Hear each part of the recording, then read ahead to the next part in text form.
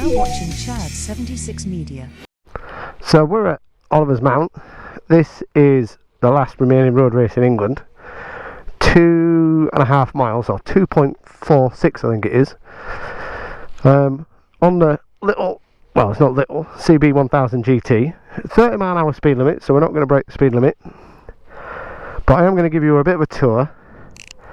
Show you where the brake points are, acceleration points, what gear you would be in on kind of like a super sport bike and a good twin is for reference. And we'll go do a lap. So that's the start finish. 1, 2, 3 abreast. It used to be 4, but now it's 3. And I think it's 22 on the grid. We used to come out that blue gate over there, but now we come out over at the bends over there. And on the poster board over there is like who's won what and the greatest and who's got lap records. And that's Gaz from Bridgestone demonstrating the fine off-road ability of the GS. So we're not going to do any more than 30 mile an hour because that's the speed limit. That's the start finish there. That's the control tower, that's the podium. There are your start lights, so they all come on red, they go out. The paddock is the other side of that fence. This is the start finish, which is on a flying lap, 2nd, 3rd, 4th, and then you're hugging this side. That marshal's point there, that's what I use as a brake marker. So when I'm about here, jump on the brakes, 4th gear, back to 1st gear for me a hairpin. On the first lap, this is a bit bonkers. So 1st gear on a race bike, get good exit, use all the drive, you can get right close to this bank, and then back across to this blue line. You where that car is underneath there, and you're just trying to nail it as hard as you can, stop it wheeling. At the Spring Cup it's really slippery, that's the first meeting of the year.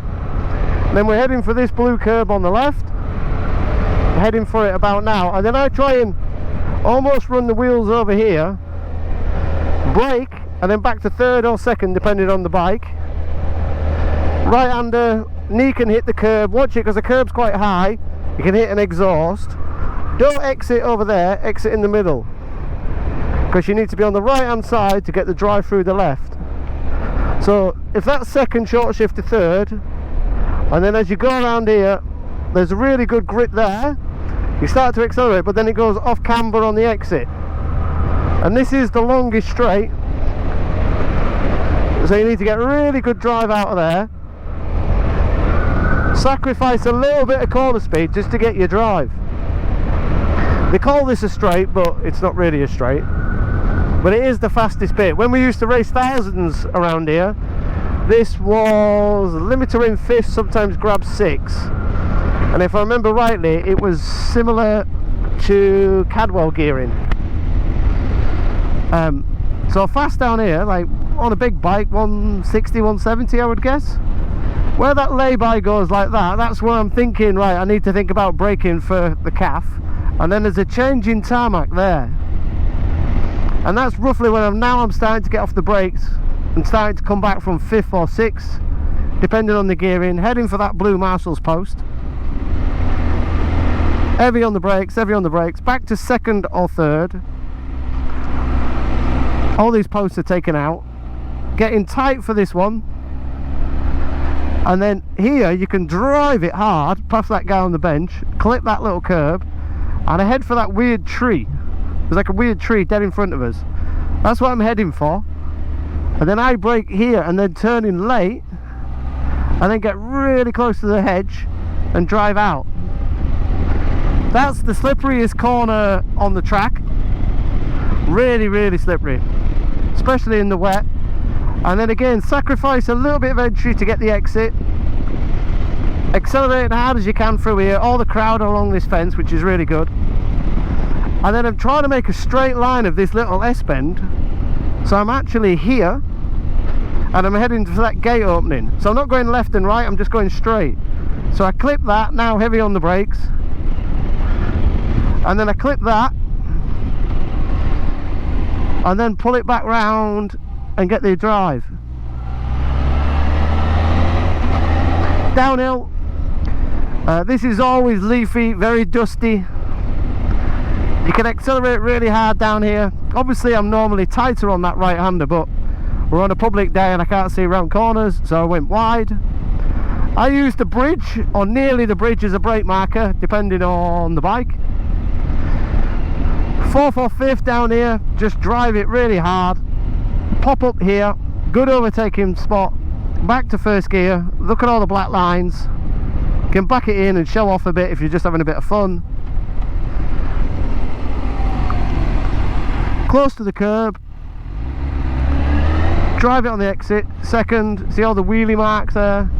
3rd, 4th. So when I come out of there, I go 1st, short shift 2nd, drive it hard in 2nd, and then I do another shift on that jump there so it doesn't wheelie or get too crazy, and then I try and short shift over this one as well, which gets you ready for Jefferies. You want to be on this side of the track, and then you're airborne over there, landing 5th or 6th gear. On the last time I raced here was a CF Moto 675, and I was taking that in top just to calm it down a bit. I normally do that on a 600 as well. Then braking heavy, I go back to 3rd, some go back to 2nd, but I'm back to 3rd, and then off the brakes, roll in, oh Jesus, and then I go back to 2nd here. So I go into their 3rd, brake heavy, back to 2nd, drive up the hill, and then use all the track, but it's slidey there. You go off camber, 2nd gear, so that's off camber, and then driving it out toward the commissary box, over the start finish, underneath the lights and the tannoy, and then again looking at the marshal's post, brake really heavy, and let it naturally drift over to this edge. Dun dun dun. Hold the curb, watch the exit, over the blue. If there's nothing coming, this is the right line, and then staying on this side of the track. So I want to open up this left hander really hard on the gas, and then start to, I'm thinking about like kind of rolling here, because you're going uphill, so when you roll you slow down really quickly, and then brake and back 1 or 2 into that right. Don't use all the road, only exit in the middle, because you want to get the line right, ready for the left. And that's kind of like a good lap. Again, loads of grip there, then the grip drops off there, and then drive it as hard as you can down here, relax a little bit. You can pass into the calf at the end, and then the next left-hander after the calf is a good passing point. But there's plenty of places to overtake actually at Scarborough. It's not so bad, because there's a lot of first gear corners, so you can overtake reasonably easily. Slipstream down here is quite crucial on a little bike. I've raced 250s here, that was always good fun. But we're going to stop at the end. If you're coming up to the track, just do what we're doing, 30 mile an hour. Take it easy, just enjoy it. The next meeting is early September, which is the big anniversary of the Gold Cup. I'll be here again racing, or, well, I'll be on the grid, put it that way. Cool. Hope you enjoyed that.